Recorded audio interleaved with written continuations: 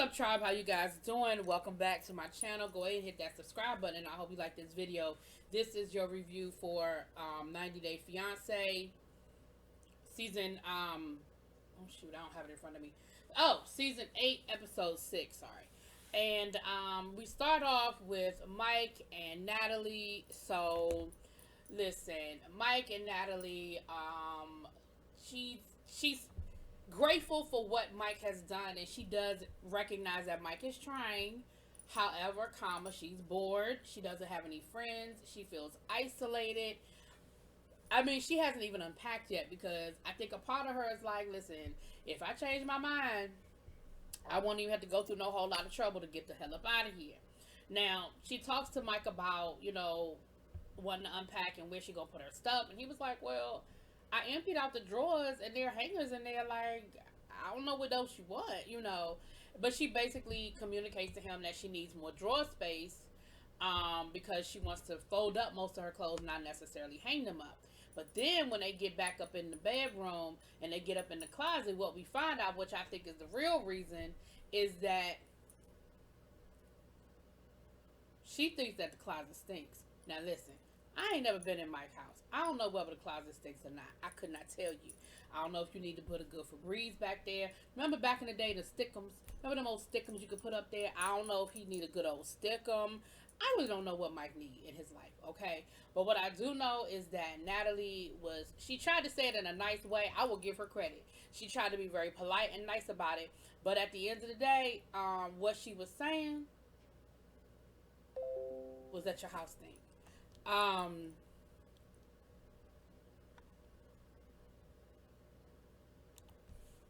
Sorry. But that was basically saying that your house stinks. So then we see her talking to her mom, and her mom is asking questions like, is there going to be a wedding? When is there going to be a wedding? Because I need to get there. Because again, there are things you have to do flying in and out of the country, and how long are you going to stay? What are you coming for? Especially with the lockdown on people coming into the country and things like that. And so Natalie was like, listen, I don't have those answers. Like, I don't even have my ring yet. But she made it nice for her mom. Like, she didn't get into all of that, because I guess she doesn't want her mom to worry. And so she was telling her mom, well, I think Mike just wants to be romantic about it. I think he wants to, surprise me with, bringing me, with how he's gonna, how he's gonna sort of propose to me again. And I think he wants to try to make it a surprise. So I give her credit, that she didn't try to put Mike on the spot. But I think part of that was just as much on her as it was on him, that, she didn't want her mom to, be like, so why he ain't, I don't understand what's going on. But her mother really was worried. Her mother got, there was some tears and things like that, because the mom did get a little nervous or whatever. But, ultimately she want her ring back. She was like, we only have 90 days to make this happen, and we haven't even had a conversation about a wedding. I don't even have my ring back. Now, again, you did throw the ring at him, so, I mean, if he won't take his time, he has every right to take his time. But I understand where she's coming from that point of view of, listen, I don't even know what's going on here. So then we see Jovi and Yara, right? Isn't that her name? Yara, Jovi and Yara. Now, Jovi is on his way out. Now, remember the night before he was leaving, they had this horrible conversation at the restaurant where she, got really angry at him because they brought up the whole thing about when she lost the baby and how he sort of left her. And Jovi was like, you know what? Listen, I feel really bad. I'm sorry that that's something that she's still dealing with.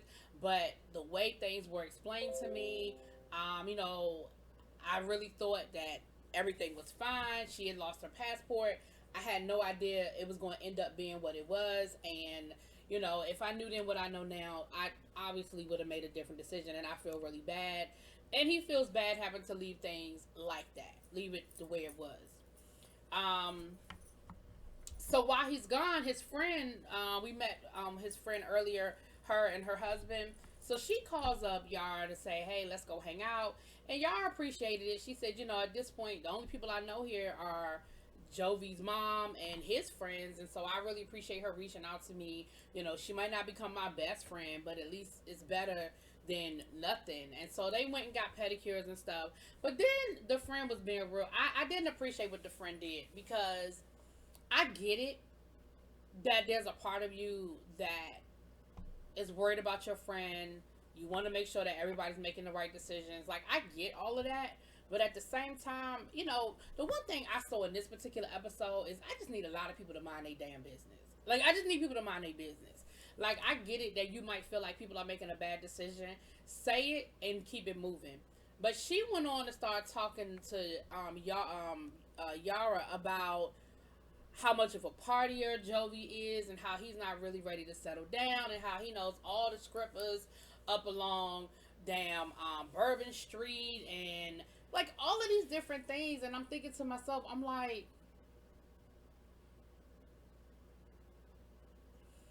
why would you do that? Like, this man is gone for the next 30 days. She can't really have a conversation with him about it. So now she's got 20 days. I mean, I don't know when this conversation took place, but now she's got the majority of the time he's gone to focus on all of these things you done put in her head. And, you're Jovi's friend. You're not her friend. So whatever reservations that you have, you express them to Jovi and you keep it moving. I just thought that was a little unfair. And I feel like that was her motive all along. Like, I feel like you weren't really trying to look out for Jovi and really be a good friend to him. I feel like you were trying to create this problem. That's just how I feel about it.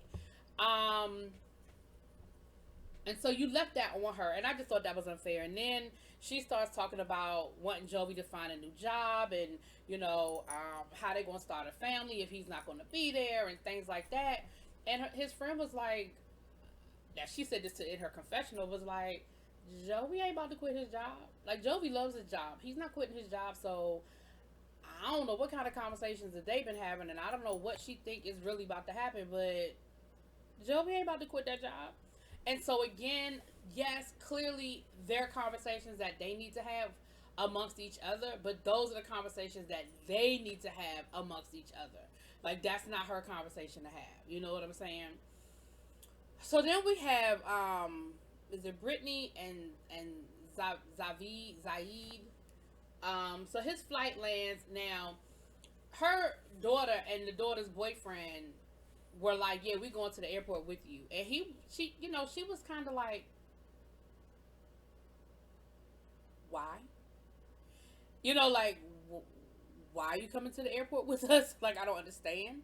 And they were like, well, we just want to, meet them. We want to go with you. We want to just, scope everything out, make sure everything is everything. And I'm thinking to myself, I get it that you're worried about your mom. I get it that you don't really trust this whole situation. But at this point, he here. Like, he's here. So regardless of how you might personally feel about the situation, he's here. Let them have their moment. Let her meet him at the airport. Like, it was almost the same as Julia and the other little boy, well, not little boy, I'm sorry, young man from Virginia, and his parents came with him to the airport. I was like, y'all have all the time in the world to grill this man or intimidate him, which is what I really felt like y'all was trying to do. And, of course, and she was really feeling nervous and feeling like, why are they here? Like, I don't really need them to be here. Like, I don't need a chaperone. I don't need them here. Like, I really want to be with my man. I want us to go. And I think the other thing people don't understand is these people are getting off of some long-ass flights. They probably had layovers, and they were sitting in the airport. They have literally probably been traveling for over 24 hours.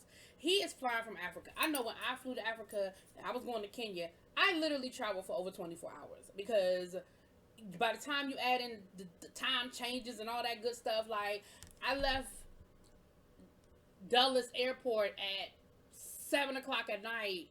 I got to Africa at like 6 o'clock in the morning, but like with the time changes and stuff, it was literally the next day. You know what I mean? Like, it's a lot. It was a lot. So I just was like, I really feel like people need to understand that when these people are getting there, they're tired, they're fatigued, they're overwhelmed. It's a lot. But neither here nor there, child. They're in the airport, and the boyfriend is just standing there menacing, just like standing there, like being real intimidating. And you know, Zavid tried to speak to him and dap him up and everything. And the boyfriend was just like, "Yeah, what's up, man?" Like, yeah. I mean, he dapped him up, but it was just like, I don't know. He was just, and so they sat in the back of the car, and I mean, Zavid and I hope the girl named Brittany. They sat in the back of the car, and of course he's excited. He's in America, and he's taking pictures of everything and videos of everything, and everything is new to him and different. And then they were like, "Well, where you want to go?" And she was like, "Well, I really want to go home." And they were like, "Well, why don't we go get something to eat first?" Both of them said they was ready to go back to the apartment, regardless of what their reasons were for going back to the apartment. They wanted to go back to the apartment.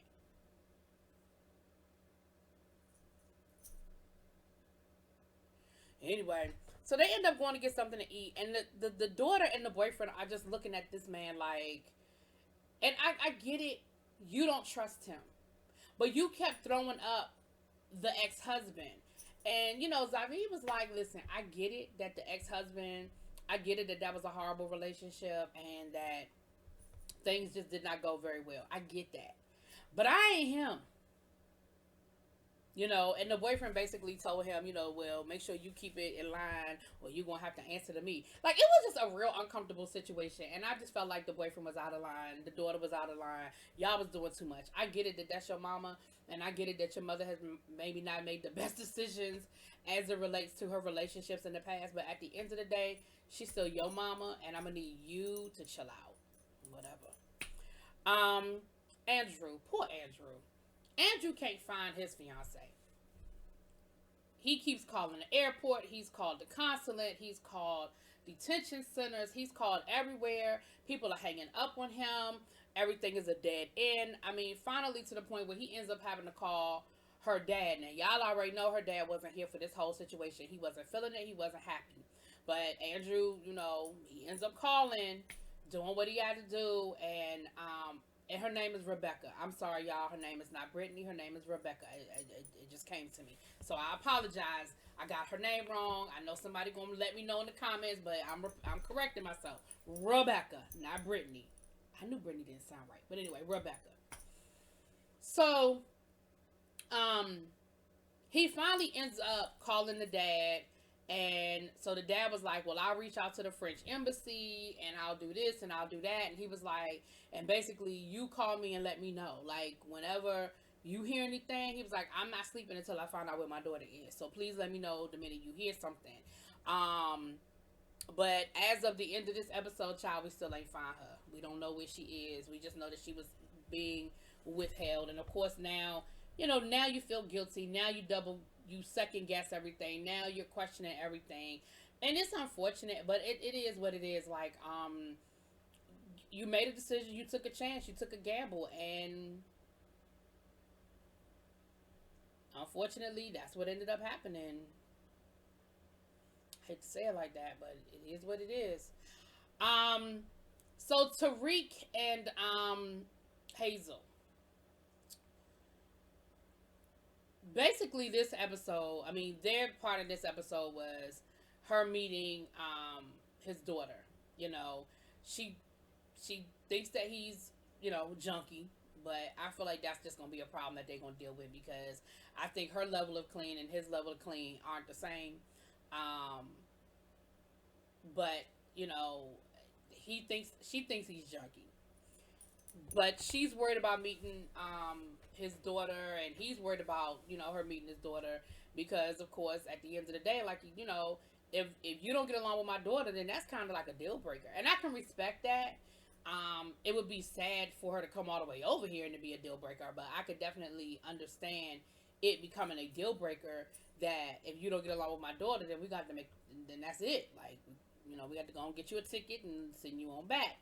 But his daughter comes in, and of course his daughter has autism, and so there's always a challenge when you're dealing with a child with special needs. But his daughter came in, and she was shy, and Hazel was shy, but they introduced each other, and she was like, well, who am I? Who am I? And at first, I felt like she was being a little forceful because, again, autism manifests itself in different ways with different people. I mean, we know it's a spectrum. But a lot of autistic people don't want you touching them. And I feel like when she was touching her and forcing her to talk, I was like, okay, Hazel, you might be coming on a little strong. You might be pushing a little strong. But she was like, what's my name? What's my name? What's my name? And she said Hazel. And so that sort of broke the ice. And then they started talking. And it was good. It was a good conversation. And so later on, Tariq invites his friends over to meet Hazel, and his friends were kind of like I'm just going to just call a spade a spade. All of his friends was black, and they were like, we were just really surprised when Tariq started dating Hazel. We were really shocked because like I've known Tariq a long time, and she was like, and I used to live right underneath Tariq. We lived in the same apartment complex, and I was right underneath his bedroom. And let's just say, I never thought he would settle down and get married. Like he enjoyed being single. They didn't say anything about race, but I feel like that was sort of the elephant in the room as well. But they were really nice to her. They bought her a gift. They bought her a scarf. So I thought that was really sweet.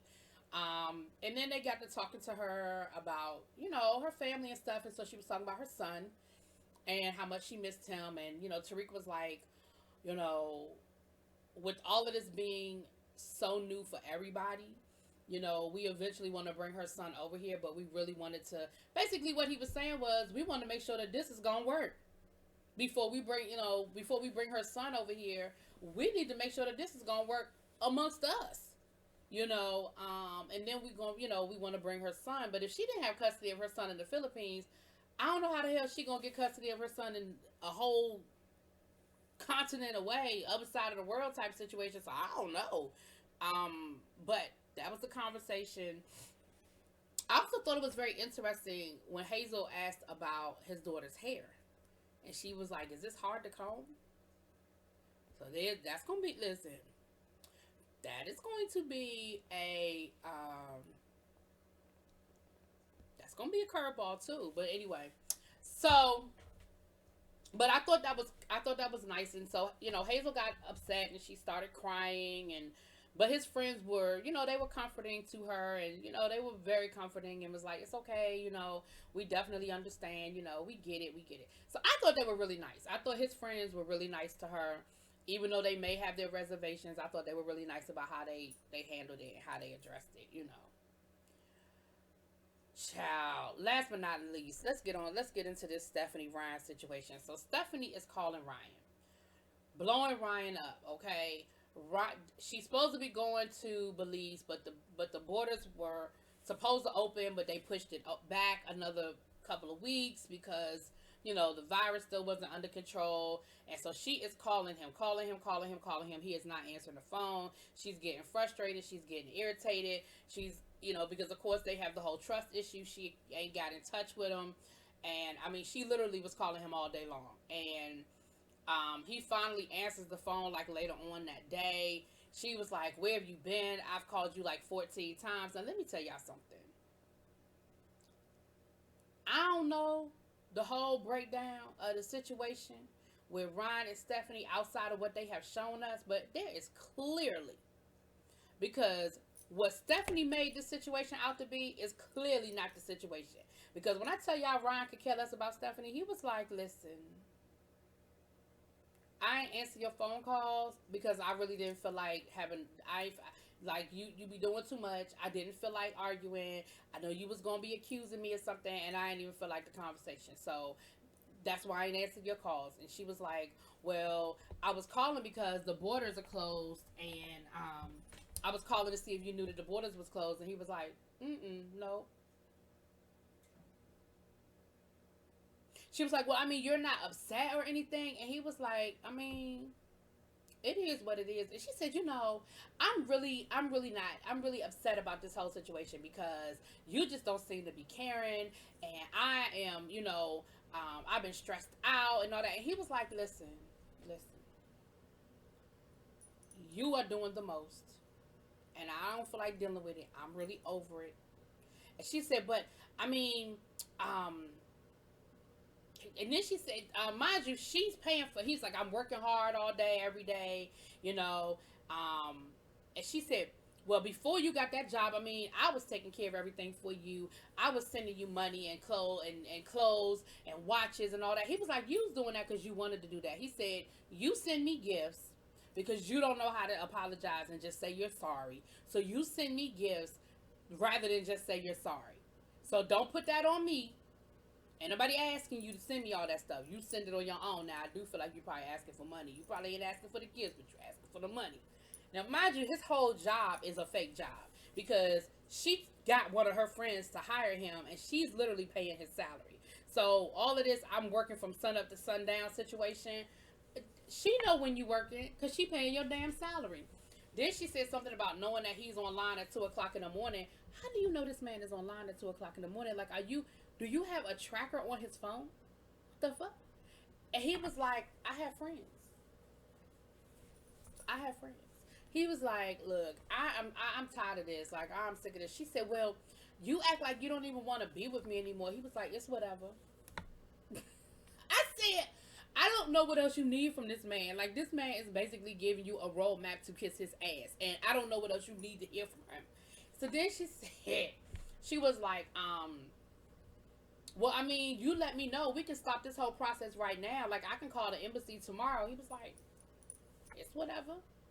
She said, well, you act like you don't even want to come. He said, you know what? I did want to come in the beginning. I was excited to come. I was looking forward. And at this point, sure, I would love to come to America and come see America and visit or whatever. But I was born in Belize and I'm going to die in Belize. So it's whatever. So basically what this man is telling you is this whole happily ever after that you thought you was getting from him, that is no longer what interests him. Now, I don't know if he ever was talking like that, but somewhere something changed. And he is no longer interested in moving to America, marrying you, and living happily ever after. Now, it sounds like he'll come to America, play around with you for a little while, and then gonna take his happy ass back to Belize. Now, maybe you can come with him, maybe you not. But it does not sound like he is interested in marrying you and becoming an American citizen at this point. Either that, or he's planning to play the long game, and he's gonna stay in America for a few years, and then take his happy ass back to Belize. Either way, you might end up being an ID channel special, okay? You might end up, get them life insurance policies in your name. Just saying. All I'm going to say is this. Stephanie, you in danger, girl. And Ryan don't want to be with you. Now, I don't know what you heard, but that's what I heard. That's what I heard. I don't know what you heard. Anyway, y'all let me know in the comments what y'all heard. I'll talk to y'all later. Peace.